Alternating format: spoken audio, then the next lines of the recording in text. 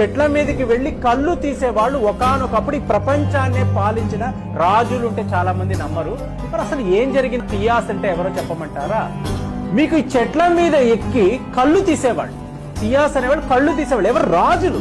మొత్తము కేరళ కాదండి, ప్రపంచాన్ని పాలించిన రాజులు. కేరళలో వెళ్ళామనుకోండి, తియాస్ అంటారు. తియాస్ అంటే తియా అంటే నిప్పు, అంటే ఒక ద్వీపము. తియాస్ అంటాం చూసారా, అదే తియాస్. వీళ్ళు కేరళలో ఉండే ఈ బంగారం చూసారా, ఈ గుళ్ళలో బంగారం, మొన్న వీడియో పెట్టాను. ఈ గుళ్ళలో ఉండే బంగారం అంతా కూడా వీళ్ళ ఆస్తులు.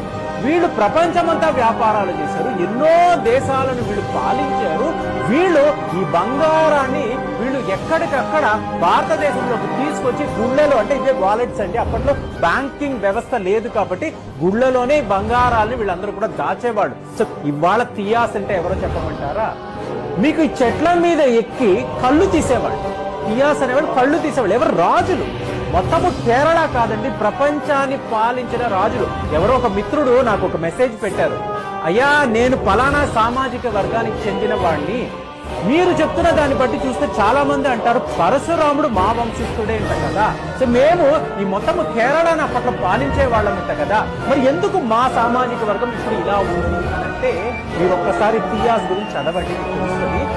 ఇవాళ మీరు కేరళకు వెళ్ళి మీ కాస్ట్ ఏంటని టిక్ చేయాలండి. ఆ టిక్ బాక్స్ లో చేయాలంటే ఎళవా శూద్రాస్ అని చెప్పి తియాస్ మీకు టిక్ చేస్తారు. మరి ఆ మిత్రుడు మీరు వింటూ ఉంటే ఒక్కసారి మీరు ఆలోచించండి, మీరు చెప్పింది కరెక్టా అని. అంటే ఏంటి? చెట్ల మీదకి వెళ్లి కళ్ళు తీసేవాళ్ళు ఒకానొకప్పుడు ఈ ప్రపంచాన్నే పాలించిన రాజులు ఉంటే చాలా మంది నమ్మరు.